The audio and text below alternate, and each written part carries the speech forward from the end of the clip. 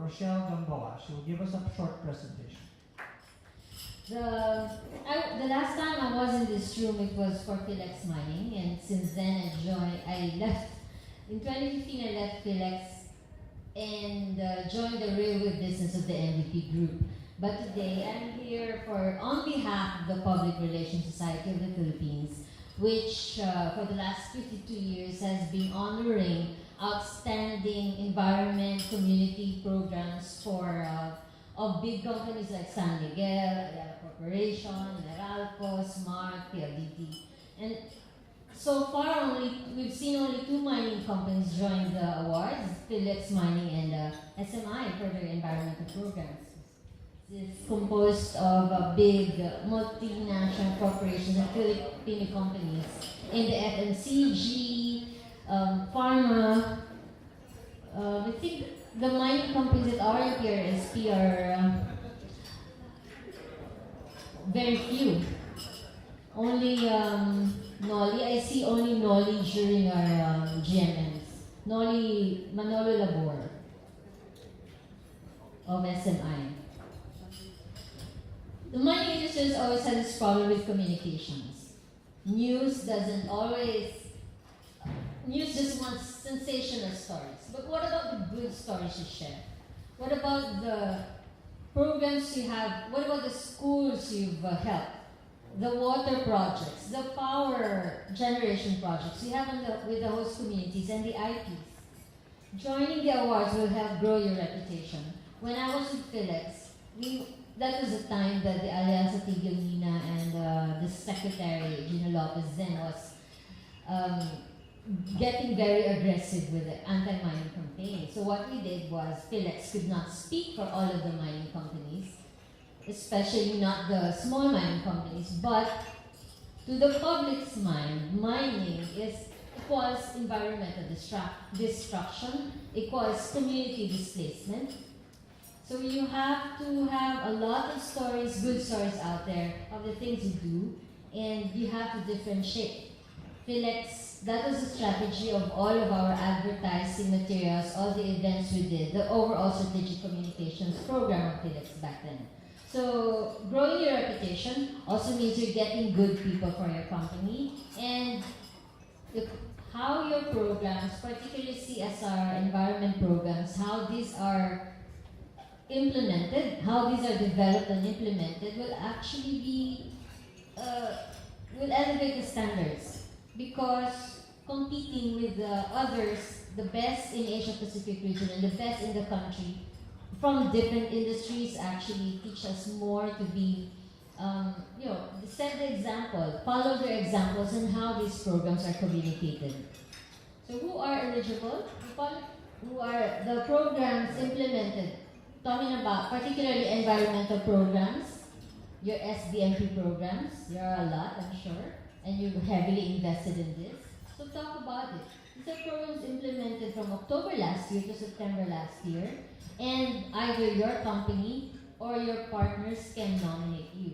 So there's the different gold, silver, and bronze, the Platinum Award, the Grand Angle Award for PR programs, and the Hall of Famers for those companies that have won 5 years, not necessarily in a row, but at least 5 years in the same category. What are these categories? You have PR programs on sustained basis. This is where your SDMP will come in.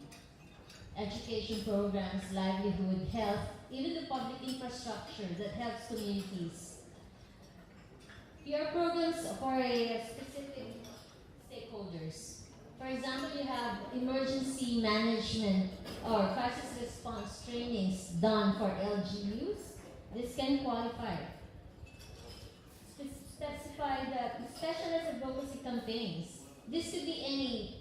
For example, just for an example, I have campaign on the communities that you have implemented, or education programs, personal finance management for IPs. That could work. For tools, publications, this is where Philex won the Gold Award last year. They entered their annual report. You can also enter your newsletters, your videos that you've shown in the communities, your sustainability reports. Multimedia and digital, of course, exhibits, multimedia and digital, Shanna Golden has a lot of this good tools, exhibits and special events. For special categories, we also have excellence in public relations for social good, excellence in government relations, reputation and brand building, excellence in PR for social good. This is the program of Manila Water. What they did was just educate the communities on how to conserve and reuse wastewater, how to reuse wastewater. Simple as that. And I'm sure the mining companies have greater projects, more in-depth projects than this. Another program is which won the Grand Angle last year, meaning the most outstanding public relations program in 2015. This is the education program for targeting teenagers in high schools, in remote communities, educating them about the risks of teenage pregnancies. It ran for several months. It runs every year, but the measure would be the reach and how they change the mindsets of the young in remote communities. Another example of excellence in PR social good is the research done by Ion on the Philippine Trust Index, which covered 6 sectors of the society, so government, media, business. Excellence in reputation and brand building. This is the story of Grupo Agatec. It's an advertising agency. I think SMI would be familiar with them. Grupo Agatec is their story of how they started as a small PR agency and now one of the top 3 in fact in the Philippines. So simple stories as that. You can you nominate them, enter the awards, and the awards actually speak for about your good works. This is the annual report of Philex last year that won the gold anvil for publications. And we also have additional special categories. This is more specific for the practice, for PR practitioners. So I don't have to go into details. And what are the criteria? For the specific criteria, I have placed printouts of the details of the annual awards on your tables so we can browse through it. The November 4th is the deadline for submission of entries. We will have a surcharge for late submission of entries. Screening of entries will start November 23. The screeners will be PR practitioners. There are about 500 entries and about 50 practitioners will screen through them. After the screening, we have the entries, the shortlisted entries will be evaluated by jurors from different sectors, from leaders, government leaders, business leaders. There are about 30 jurors who go through the shortlisted entries. And we have the awards night on February 17. So please join us. The cost is very minimal. And it's also one way of sharing your story. And this year, it should be, given all the challenges to mining this year, this is another answer, another solution to the issues of communications about the industry and changing the mindsets and the perception about mining by showing proof that your programs for SDMPs, environment, and your programs for IPs are actually the standards, more than what MNCs or other Filipino companies have done for the communities. That the mining industry has really contributed so much to the common good, to nation building of your host communities. That will be all. Thank you very much. My role with the Australia-Philippines Business Council is as the Director of the Board. I'm also the Vice President for Victoria, which is the state of Australia. The other thing that they ask me to do is to coordinate the APBC's engagement with the mining industry. You may not be aware that every 2 years the governments of the Philippines and Australia have what is known as the PAM, the Philippines Australian Ministerial Meeting. At this meeting, the Trade Minister and the Foreign Minister from each country meet. It's also surrounded by business delegations and discussions on issues affecting business and trade between the two countries. I attended the 2014 one, which was held here in Manila, and it was, I think, a very successful event. There were a number of other associated events with it. There was business breakfast, Makati Business Club held a lunch, the Tower Club held something, I believe. And overall, I think the discussion between Filipino businessmen and Australian businessmen was very positive. At the actual meeting where the industries got to present to the ministers, the paper that got presented was the mining paper. And my role as head of the mining industry group for APBC this year is to prepare that paper for presentation at the next PAM. It was to be held in Sydney in December. It's been delayed somewhat, so it'll be early 2017. But it doesn't hurt to get prepared, and especially given the current situation with mining policy and the interference from the new secretary in the natural order of things. It's important that I get your feedback and your input to the generation of the issues that we will raise. So I'm calling on you all to think about the top 3 things that are mattering to you and your business and the continuation of the very good industry work that's being done here in the Philippines. I've spoken to a few people already about trying to get those opinions together. I am speaking with Leo and Tony and others from the PABC as well, so that the paper we present is a coordinated paper between the PABC here in Manila and the APBC in Australia. So through either Leo and his folks or myself, please give me your input to what you want said to the ministers in that meeting. It's our opportunity to directly influence policy settings and to bring to the debate some sensible consideration of this industry and its importance. Also, what Australian engineering companies can do for Filipino operators to lift the standard of performance. The same would go for Canadian engineering firms, US engineering firms. There's a lot of global experience there to be tapped. And if at the end of the day this secretary wants to have a better industry, performing better to global performance standards, we know we can achieve that. Oceana Gold is a great example of what can be done here in the Philippines as a responsible mining operation. The same can be said for many others. Carmen Copper with Atlas at least, Nicolasia as well, and Philips.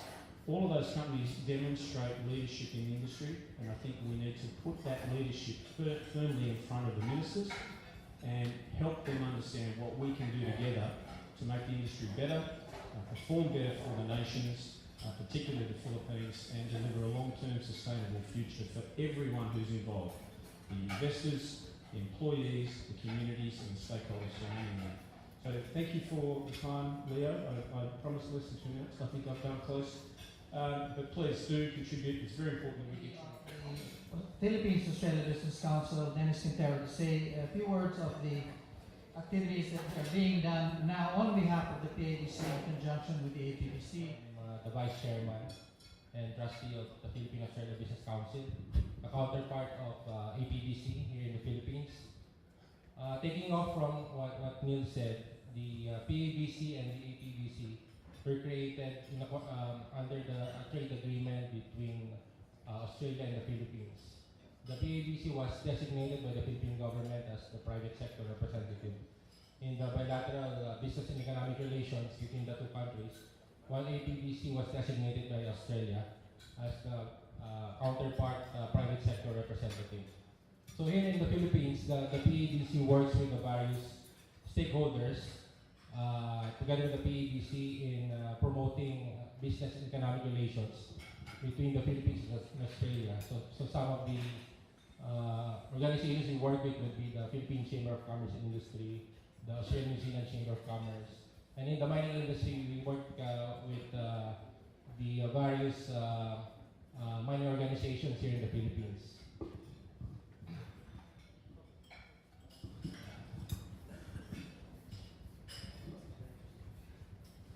Next slide, please.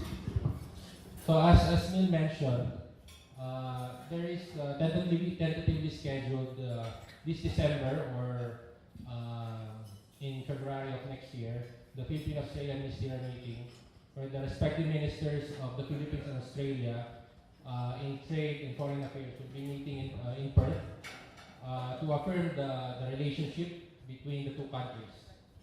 The PABC is initiating and will be holding roundtable discussions on a number of areas of interest, of mutual interest between the two countries. And you can see them on the slide.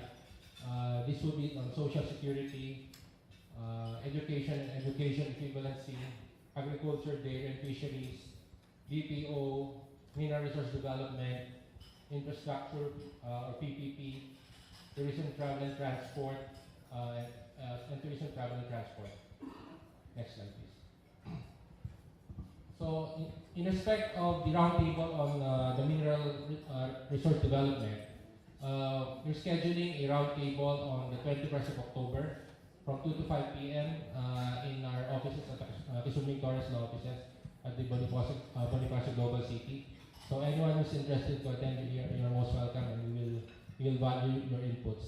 So the output of that roundtable will be, as Neil mentioned, a position paper that will be presented to the respective ministers of Australia and the Philippines on ways in which both countries and the respective business organizations can work together to promote mineral resource development. Another initiative that the PABC is involved in is in respect of the Philippine Minerals Reporting Code. The PMRC was actually an initiative of the PABC during Leo's time, who was a former Leo was a former chairman of the PABC in 2002 to 2008. So, working together with the Philippine Stock Exchange and the ASX, as well as, of course, the professional organizations in the Philippines, namely the Geological Society of the Philippines, the Philippine Society of Mining Engineers, and the Philippine Society of Metallurgical Engineers. The group was able to come up with the Philippine Minerals Reporting Code, which is the standard for reporting in the Philippines for exploration and mining results. So the PMRC has been adopted by the PSE, the Philippine Stock Exchange, and it is now part of the listing and disclosure rules of the PSE. Likewise, the Mines and Geosciences Bureau has adopted the PMRC as part of its regulatory and reporting requirements. The PABC has sponsored roundtable discussions this year among the relevant professional associations and the supporting organizations with the objective of coming up with a memorandum of understanding to chart the way forward for the continued implementation of the PMRC and the regulators, namely the Philippine Stock Exchange, is very keen to work with the professional organizations and the supporting organizations, including the PABC, to realize the continued implementation of the PMRC and its upgrading to international standards. Thank you. Committee roundtable that is being added to that list, and it is going to be on disaster management. The Philippines, as we all know, has had the Yolandas and all that, and we've seen a lot of help coming in from Australia. You remember one of the biggest groups that came to Yolanda were the Australians with their portable hospitals and things like that. So we have put on the roundtable map a roundtable to discuss ways for the two countries to create synergy, identifying what the Philippines needs to upgrade and improve their disaster management systems, and identify what the Australians can contribute to that effort. So that discussion is taking place. We have the roundtable this coming Tuesday, 2 o'clock to 5 o'clock at the Kisuming Torres office. So if any of you are interested in that topic, please let Dennis or I know, and we will be happy to have you join that discussion. At this point, I'd like to mention and highlight that the Philippine Mining Club, which puts together this luncheon, is closely associated with the globally recognized Melbourne Mining Club. Now, to the heart of our day, let me now introduce and say a few words about our guest speaker. First of all, he did get an education. He has a bachelor's degree in geology, a master's degree in mining engineering. You guys at the table, geology and mining engineering. A master's in mineral economics, and finally, got it right, he got an MBA. He is seasoned and well respected as a mining executive with over 35 years experience in the mining industry. He has extensive experience on the technical, financial, and commercial aspects of operations and projects across many commodity groups: gold, copper, lead, zinc, tungsten, nickel, iron ore, chromite, magnetite sands, diamonds, coal. Is there anything else? Etc. belongs there. And is recognized as a business strategist and developer. In 22 years with Rio Tinto, he held such roles as General Manager, Sales and Marketing, Managing Director of Base Metals Development, Managing Director, Comalco Alumina Refinery, and Managing Director of Energy, External Affairs, and Environment.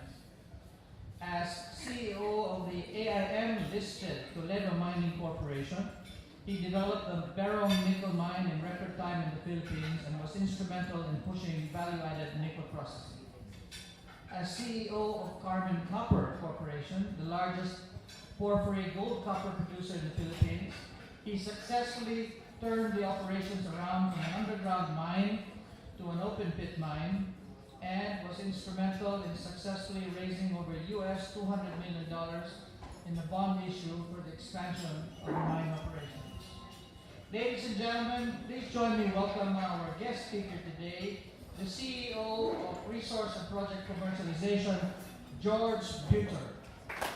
It's my pleasure this afternoon to go through what I believe is the direction for the Philippine mining industry.